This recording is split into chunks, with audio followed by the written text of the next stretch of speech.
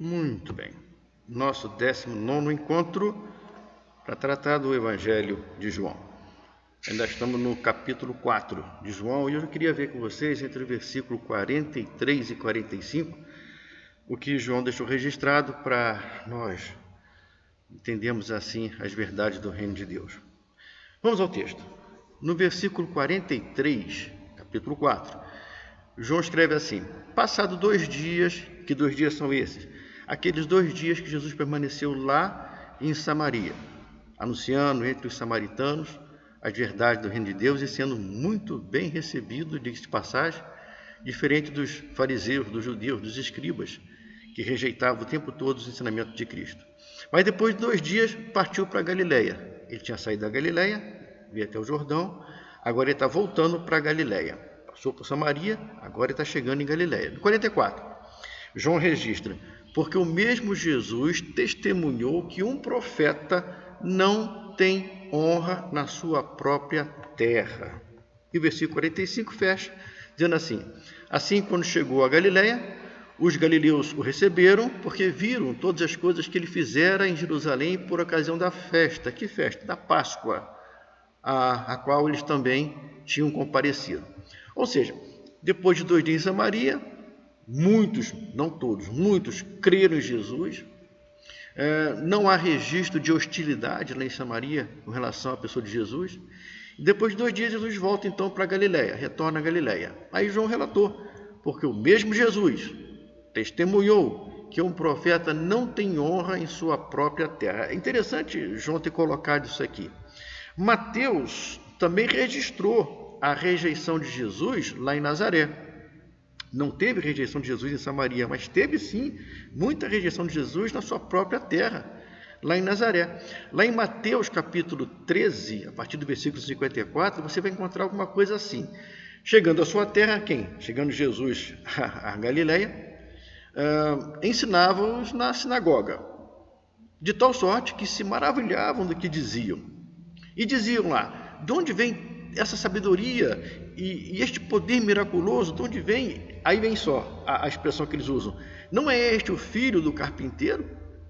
Não se chama sua mãe Maria e seus irmãos Tiago, José, Simão e Judas, o nome dos 4 irmãos de Jesus? Não vivem entre nós também todas as suas irmãs? Quer dizer, Jesus tinha 4 irmãos e algumas irmãs, que nesse momento aqui, pela cultura da época, não era citado o nome delas. E eles perguntam: de onde lhe vem, pois, tudo isso?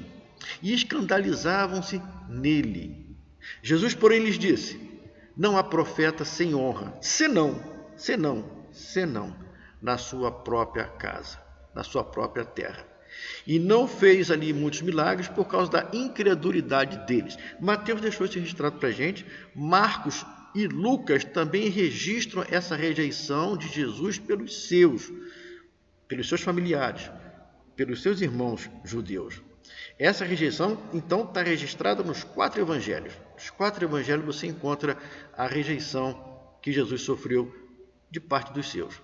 E esta situação se agrava muito mais conforme Marcos nos relata no capítulo 3 do seu evangelho.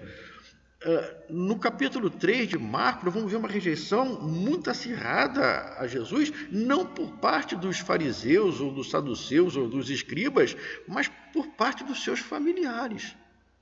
Quer ver o contexto? Capítulo 3 de Marcos, você vê o contexto seguinte: Jesus, num sábado, que é dia de descanso para os judeus. No sábado ninguém podia trabalhar, não podia fazer nada porque era sagrado para os judeus. No sábado os judeus não podiam nem cuspir no chão, porque o ato de cuspir no chão poderia ser entendido como irrigando a terra. Nem isso eles podiam fazer.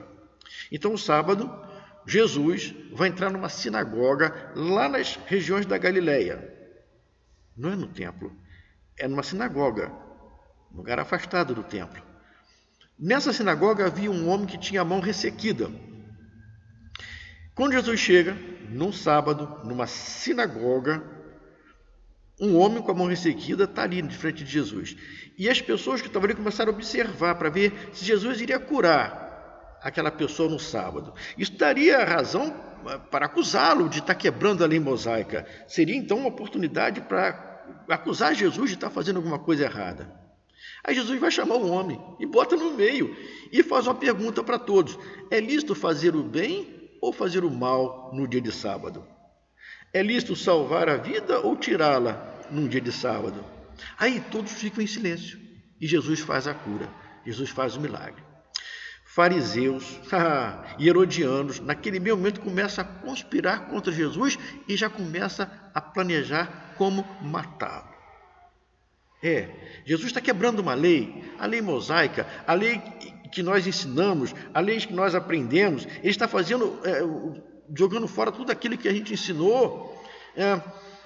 Precisamos pôr um ponto final nessa história. Jesus está atrapalhando tudo aquilo que a gente vem pregando e ensinando. Temos que botar um ponto final nessa história. Marcos registrou, ainda nesse capítulo, que Jesus se retirou.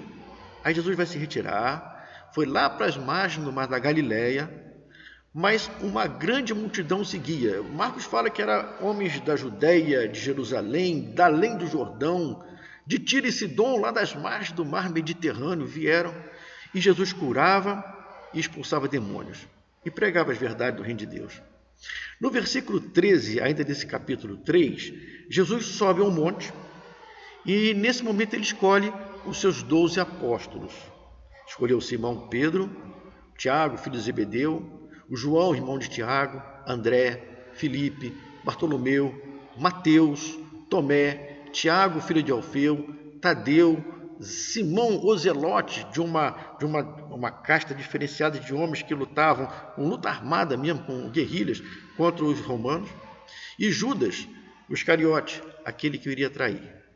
No versículo 20, agora sim, agora eu quero chegar no ponto que acho crucial. No versículo 20, ele foi para casa. Então ele foi para casa. No versículo 20 de Marcos 3, está então assim: não obstante ele ter ido para casa, a multidão afluiu de tal modo que ele nem podia comer. Toda aquela multidão segue Jesus, ele está em casa, Marcos fala que ele nem podia comer. E quando os seus parentes, os parentes de Jesus, ouvindo isso, saíram para o prender, porque diziam, ele está fora de si. Os parentes de Jesus começaram a acreditar que ele estava fora de si e saíram para prender Jesus. É isso que Marcos está dizendo para a gente. Marcos relata, então, doravante, uma discussão que aconteceu logo em seguida entre Jesus e os escribas.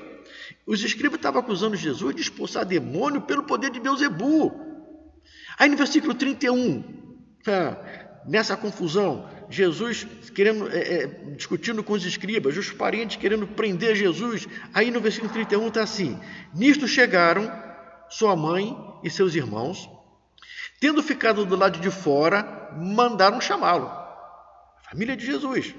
Esse homem está fora de si, esse homem está desnorteado, vamos lá prender. Aí eles chegam na casa onde Jesus está, não entra e manda chamá-lo.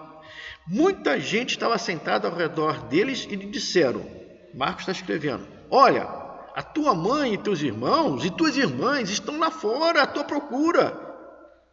Então ele, Jesus, lhe respondeu dizendo, quem é minha mãe? Quem são os meus irmãos? E correndo o olhar para o que estava sentado ao redor dele, disse, eis minha mãe e meus irmãos. Portanto, qualquer que fizer a vontade de Deus, esse é meu irmão, irmã e mãe.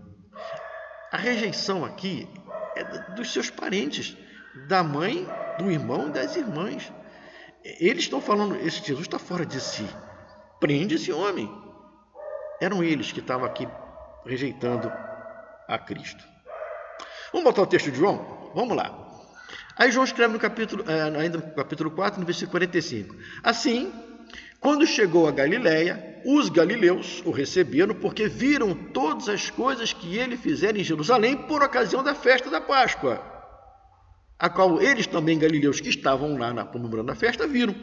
Então está dizendo aqui que os galileus, durante uma festa da Páscoa, foram a Jerusalém, deslocaram-se até Jerusalém. Lá em Jerusalém, Jesus também estava. Jesus estava fazendo sinais e maravilhas. Eles viram agora o Jesus, o filho da Maria, o filho do carpinteiro. Viram ele fazendo sinais e maravilhas em Jerusalém. Quando Jesus volta, agora eles creem e começam a olhar a Jesus com outros olhos. Então, retornando à Galileia, os galileus receberam de modo diferente. Eles viram que Jesus em Jerusalém, durante a Páscoa, a celebração da Páscoa, fizera algo que só o Messias podia fazer. A Páscoa era uma celebração para todo o povo judeu e tinha que ser celebrado lá em Jerusalém. Eles tinham que ir lá no templo. Todos que podiam se deslocar teriam que ir, era quase uma obrigação. E os galileus lá estavam e viram Jesus fazendo os sinais. Nessa volta agora de Jesus, nessa recepção que eles fizeram para Jesus, não era um sinal de uma fé genuína, mas sim o interesse porque Jesus podia fazer por eles. Jesus fez em Jerusalém, vai fazer aqui também para nós. Então o interesse agora em receber Jesus não é pela pessoa do Messias, mas por aquilo que o Messias poderia fazer por eles. Aqueles que são atraídos a Cristo apenas buscando o que Cristo pode fazer por eles, cometem o mesmo erro. Sim, devemos enxergar a Cristo por quem Ele é. Ele é o nosso Redentor. Ele é aquele que nos leva de volta para Deus. Mas infelizmente, eu digo isso com muita vergonha, muitos tratam a Cristo da mesma forma que Aladim tratava a lâmpada mágica. Quando acontece algo desfavorável, correm e esfregam a lâmpada para que o gênio lhe apareça e lhe tire de mais uma enrascada. Muitos só correm para Jesus, só vão chegar a Jesus quando não conseguem resolver um problema por suas próprias forças. Quando ele já fez tudo o que podia fazer e não achou solução ao problema, aí vão até Cristo. E assim, se voltam para Jesus na mesma urgência que Aladim se voltava para a lâmpada. Quando o problema é resolvido, o gênio volta para a lâmpada e aí fica tudo tranquilo até a próxima enrascada, até o próximo problema. O crente fiel vive a vida toda como servo de Cristo, fazendo a vontade dele e não determinando que ele faça as nossas vontades. A oração de um crente deve ser de louvor, de enaltecer a Jesus Cristo, de agradecer a Deus pelo sacrifício que Cristo fez por nós, de agradecer ao Senhor tudo o que Ele já fez, está fazendo e vai fazer por cada um que teme e acredita em Jesus Cristo como Messias. Essa tem que ser o louvor, a adoração do crente. Mas o crente hoje, muitas das vezes, eu falo isso com vergonha, corre para a lâmpada, esfrega e fala: Jesus, resolve meu problema, me abençoa, determina, tomo posse. Essa oração certamente não agrada ao Senhor. Ele quer que você o exalte, sim, em espírito e em verdade, como nós vimos no capítulo passado, por aquilo que Ele é, não simplesmente por aquilo que Ele pode fazer. Ele pode fazer muito mais do que imaginamos ou pedimos. Ele pode fazer muito mais. Mas Ele quer a sua adoração em primeiro lugar. Muitos usam a Bíblia como aqueles barqueiros do São Francisco usam uma carranca nos seus barcos. A carranca está ali para espantar os maus espíritos do Rio São Francisco. E muitos usam a Bíblia apenas como um amuleto para espantar mal-olhado, quebranto, vento virado. Meu Deus, a palavra viva é aquela que está no seu coração, na sua mente. Nela você medita de dia e de noite. Essa é a palavra que faz diferença. Aí, esse João que escreve o Apocalipse, vai escrever lá que escreve o Evangelho, vai escrever lá no Apocalipse, lá no capítulo 2, versículo 10, ele vai escrever lá no finalzinho do versículo 10, ser fiel até a morte e dar-te-ei uma coroa de vida. Há uma coroa de vida reservada para você, que como eu, luta para ser cada vez mais um servo fiel, um servo melhor, um servo aprovado por Cristo Jesus. Vamos parar por aqui. Até o nosso próximo encontro, se o Senhor assim nos permitir. Fiquem todos com Deus.